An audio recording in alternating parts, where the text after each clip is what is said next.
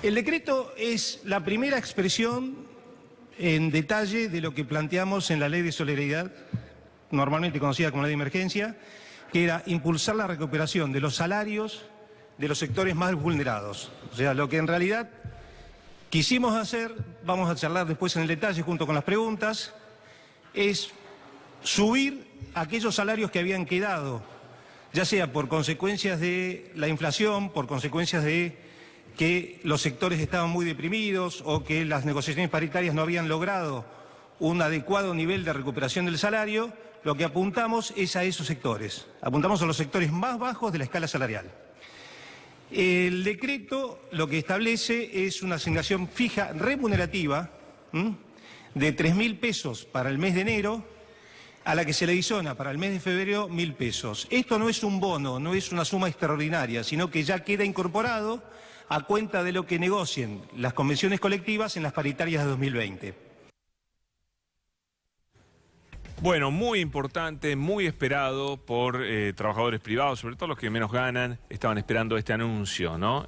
Bueno, el anuncio ya está hecho, son 4.000 pesos que se van sumando, terminan de sumarse en el mes de marzo.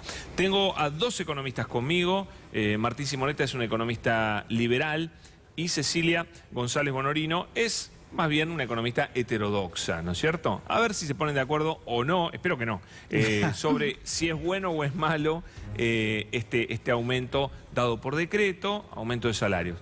Yo, Martín, lo veo ya con mala cara, entonces permitime, voy a empezar con él. Cecilia, ¿qué opinas vos de esta medida? Bueno, digamos que es una medida populista en el contexto de la situación actual, ¿no? Que apunta un poco a mostrar alguna... Pero guarda que acá te puedo decir populista y nosotros por ahí pensamos que está bien. Claro, no, que no es sí, malo eso. Por eso. Pero digamos que no afecta el tema de fondo como que es que tiene que ver con el salario real, ¿no? De los sectores más bajos, y la inflación es la principal licuadora, ¿no? del salario pero real. ¿es bueno o es de la malo? gente. Yo creo que la gente que lo va a recibir va a estar contenta, muy Sí, contenta. Sí, pero tal vez tenga que ver más con un efecto placebo, más que con arreglar temas de fondo, ¿no? Con lo cual yo creo que hay que darle 100 días a Alberto Fernández para ver qué sucede, pero por ahora las medidas tienen que ver con lo cosmético y no tanto con lo profundo, ¿no? Pero meterle plata en el bolsillo a la gente para que la empiece a gastar, ¿vos decís que eso no va a ayudar a que se encienda la economía? Puede ser como, digamos, no sé, un vaso de vino antes de salir a bailar, ¿no? Que te cambie el estado de ánimo en términos, si vemos la estructura profunda de la economía, pero no tiene que ver con la solución de los temas de fondo. Cecilia, ¿vos cómo lo ves?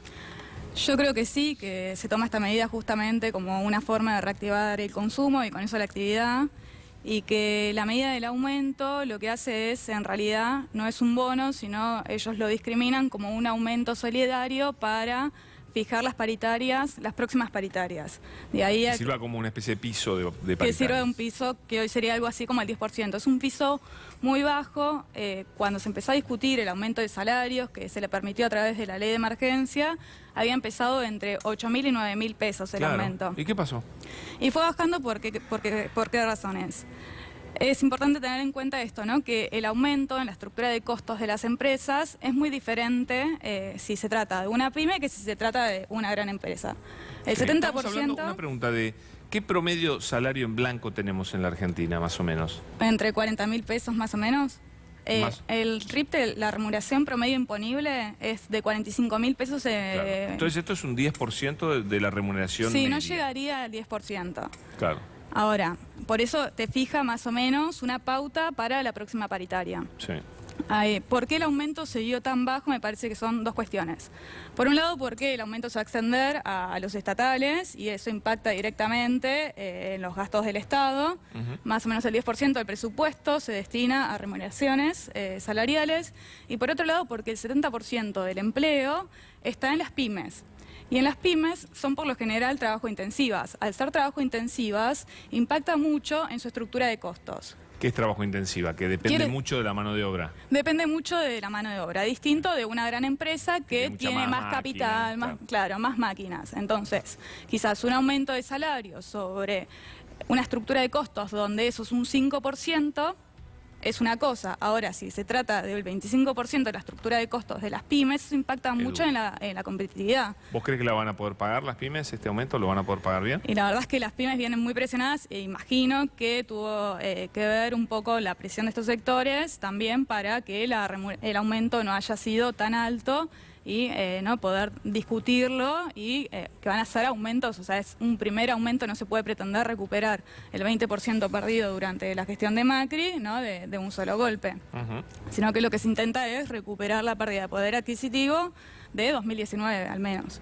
Martín, ¿cómo lo ves esto? Sí, digamos ¿Estás de que acuerdo con lo que dice Cecilia? en parte sí, digamos, y el sector privado, la pequeña empresa, 7 de cada 10 empleos generados en Argentina tienen que ver con la pyme, ¿no? Son empresas pequeñas, no la gran multinacional ni nada de eso, y deben afrontar un escenario impositivo y un contexto de negocios muy complejo, ¿no? Creo que es fundamental que el gobierno, este gobierno, trabaje para simplificar, sacar barreras para que la pyme argentina pueda prosperar, Martín, ¿no? Yo todo eso estoy de acuerdo, todo bárbaro.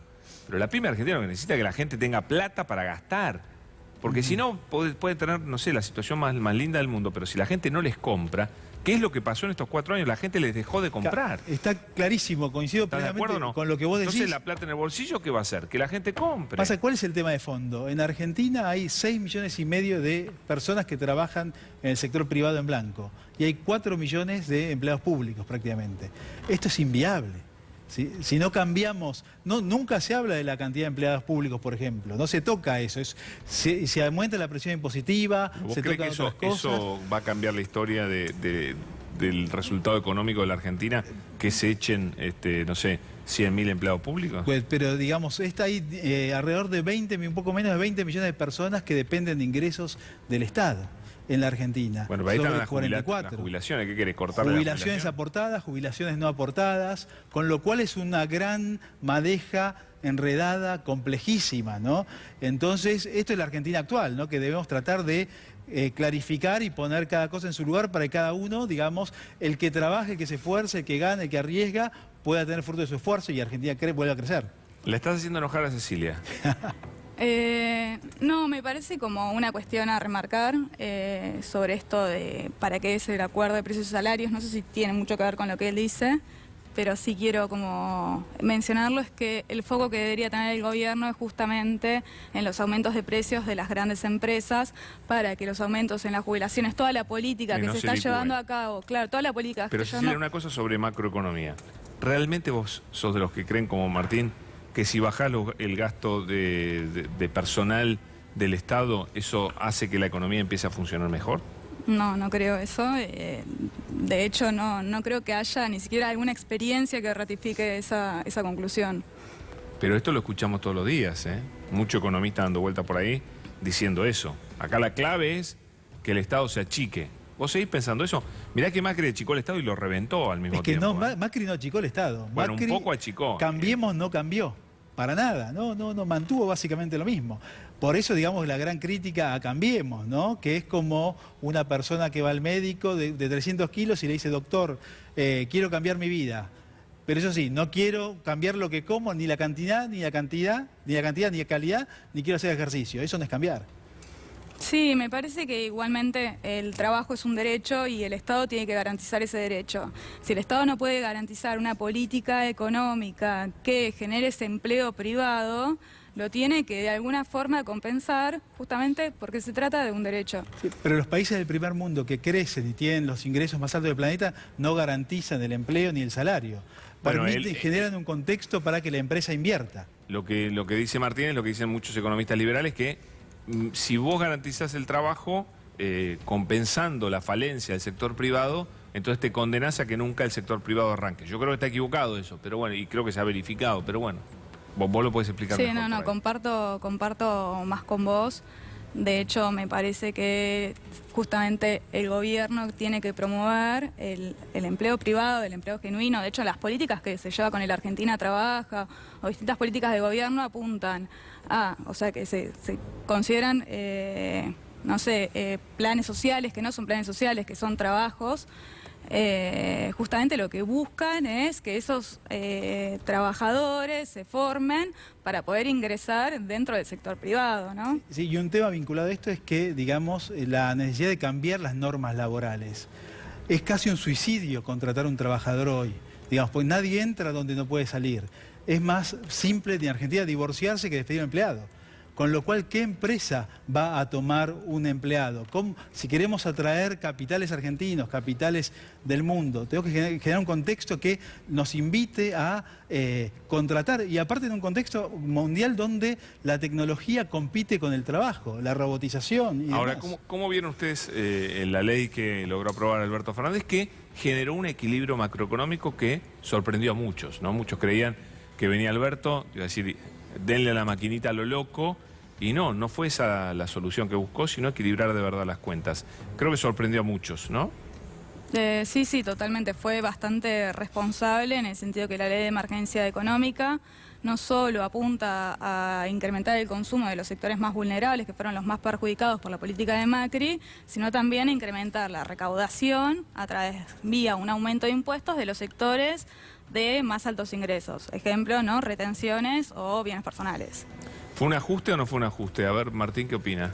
Digamos, la palabra ajuste tiene muchas connotaciones negativas, pero si en nuestra casa nosotros ganamos 10.000 pesos y gastamos 12.000, tenemos un problema. Y no es un pecado acomodar las cuentas para que esto cierre, y esto es lo que ¿Te sorprendió, creo que... Alberto? Decilo. No, por supuesto que es importante tratar de hablar con la realidad y los números reales, ¿no? Y creo que él merece su tiempo para ver los resultados. ¿Sí? ¿Y qué resultados crees que va a tener? Bueno, iremos viendo a lo largo de las siguientes semanas qué medidas se implementa. Ahora, los mercados, de alguna manera, celebraron, ¿no? Las medidas estas de Alberto. Sí. Cosa impensada. Pensamos que mucha gente pensaba que iba a tener los mercados en contra, que, bueno, iban a ser puras malas noticias. Todo lo contrario. Sí, de hecho el riesgo país, ¿no? Bajó desde que asumió Alberto.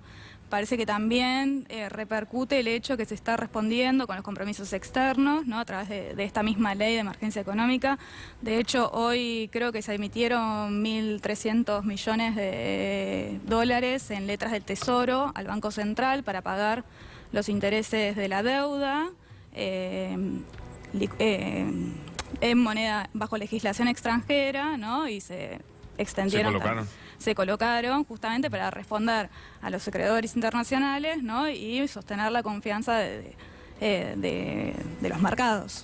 Y a todo esto, dos desafíos muy grandes tiene por delante el equipo económico. Uno es el tema deuda y otro a más largo plazo es la inflación, ¿no? Primero, deuda. ¿Cómo ves esa negociación? ¿Va a ser muy dura, muy difícil? Bueno, básicamente fue el gran muerto que le dejó el gobierno anterior a Alberto Fernández, y también en este contexto tenemos que ver muchas de las medidas que se toman actualmente, ¿no? Sí, claro. Pero la resolución de la cuestión deuda es clave para definir todo lo demás, creo, ¿no? De lo que pase con la deuda va a depender también las posibilidades de éxito que tenga sobre otras políticas, por ejemplo, las que tengan que ver con la inflación. ¿Sos optimista con este arranque?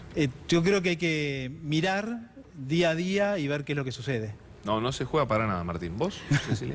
Yo creo que sí. Creo que, como dijo Guzmán, para no entrar en una crisis de deuda, hay que tener en cuenta que este gobierno dejó, nosotros en un informe de la UNDAV, mostrábamos que en 2020, en intereses y capital de deuda, había así algo como unos compromisos por 64.000 millones de dólares. Las reservas netas disponibles para pagar que podrías utilizar para pagar la deuda estará en torno a los 15.000 millones. O sea, hablamos de 64 versus 15 que tenés. O sea, la necesidad de reestructurar la deuda es innegable. Por otra parte, con el ajuste fiscal y las medidas que venía llevando el gobierno de Macri, ya nos dimos cuenta que no, o sea, eso nos iba a llevar todavía a peores condiciones macroeconómicas y más dificultades para pagar la deuda, y la necesidad, ¿no?, de crecer para poder responder a nuestros compromisos externos.